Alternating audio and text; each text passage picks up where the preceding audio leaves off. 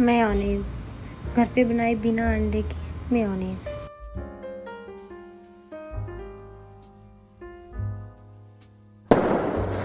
Hello friends, welcome to my channel.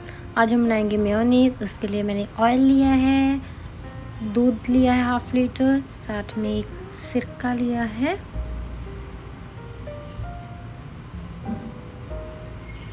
सिरका मैंने 1 tablespoon लिया है।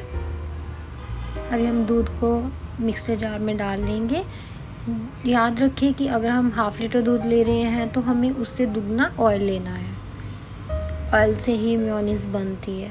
जितना चटपटी चीज़ें खाने का टेस्ट आता है ना, उनमें उतना ही ज़्यादा ऑयल होता है। हमने थोड़ा थोड़ा करके ऑयल डालना है, एकदम सारा ऑयल डाल देंगे तो वो फट जाएगा। ऐसे हमने थोड़ा थोड़ा करके ऑयल डालते रहना है, उसको ग्राइंड करते रहना है। ऐसे हमारी आप देख सकते हो हमारी मेयो बनके बिल्कुल तैयार है।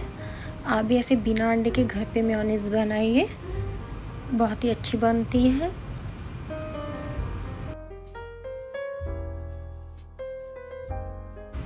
अगर आपको मेरा रेसिपी अच्छी लगी है तो लाइक, शेयर एंड कमेंट करिए।